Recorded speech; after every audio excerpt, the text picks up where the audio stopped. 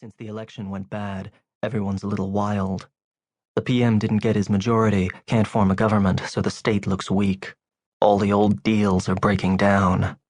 Hun Sen won't fall. He's been prime minister for 25 years, no one's laying a glove on him. But who's in his corner? Who's out in the cold? It's all up for grabs, and the dogs are circling. A little action would be nice. I gotta sell something. Try to remember the last time I sold a picture that was actually news. There is no news from Cambodia. These days everyone's jazzed on Iraq, Bush's war starting to go bad. I wanted real work, I'd go there, get embedded, should be good for some bang bang. If anyone would take you. 9 years out here, what are you?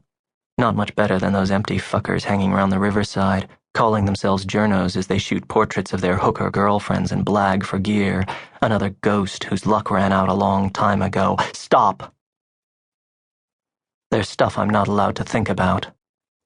Lean forward so my mouth is by Prick's ear. Faster, I say, in Khmer. No more war zones. I can die here just as easy, and it's more fun.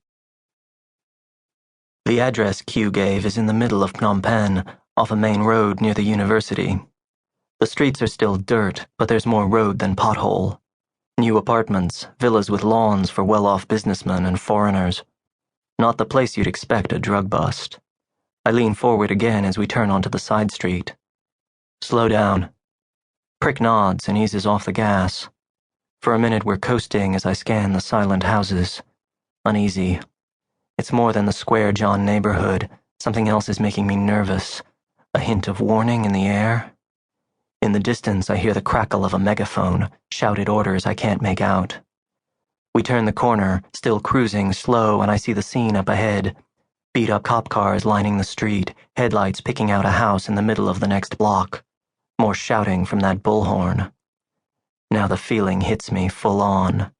Danger. I can almost smell it. Coming from that lit-up house and blowing down the street, drifting over the cops huddled behind their cars and making the hair on their arms stand on end, slamming windows all along the block until it reaches me, setting the blood rushing to my hands and pricking like needles in my fingers.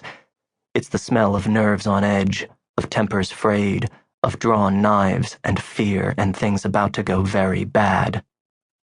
Prick feels nothing. Doesn't even tense, and I start to tell him to pull up, to wait, but as I open my mouth, I see the nearest police car flash white. For a second, everything stops. Then the air splits and shivers around us, and we're spinning, unstuck from the pavement and skidding sideways off the road. Crashing takes forever. Prick struggling with the handlebars, sparks flying as the chassis hits the ground. Numbness as we start to slide, in my leg and up my arm. I'm still hanging on to Prick, weightless as the bike drifts away from us, finally coming to a stop against a wall, and over in my head I see that car turning to fire. My ears are ringing. Eventually I realize it's the explosion. Grenade, probably. Nothing big, but if we'd been closer... Grenade. The word snaps the world back into focus. You are in shock. Sound comes back first, deafening spatters of gunfire. Screaming, then pain, racing up my side where I've slid through the dirt.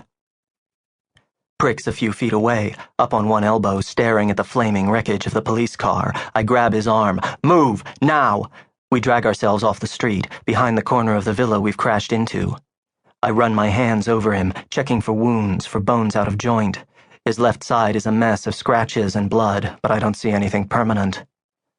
There's blood all over. Now feel me, I shout to him, in Khmer.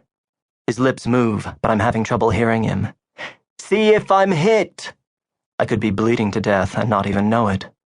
Prick looks puzzled, so I reach out and put his hands on my chest, and he gets the idea.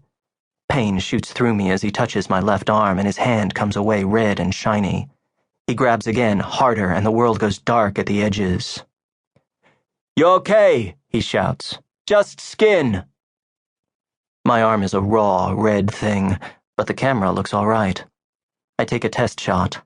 There's no light back here, but I hear the shutter snap and the screen comes on. I gesture to Prick to stay put, and I crawl to the edge of the house. Put the camera out first, watch what's happening on the screen. Car headlights, muzzle flashes, fire and smoke. Hard to see anything clear. Glimpses of the cops running, sometimes shooting. They look focused on the house.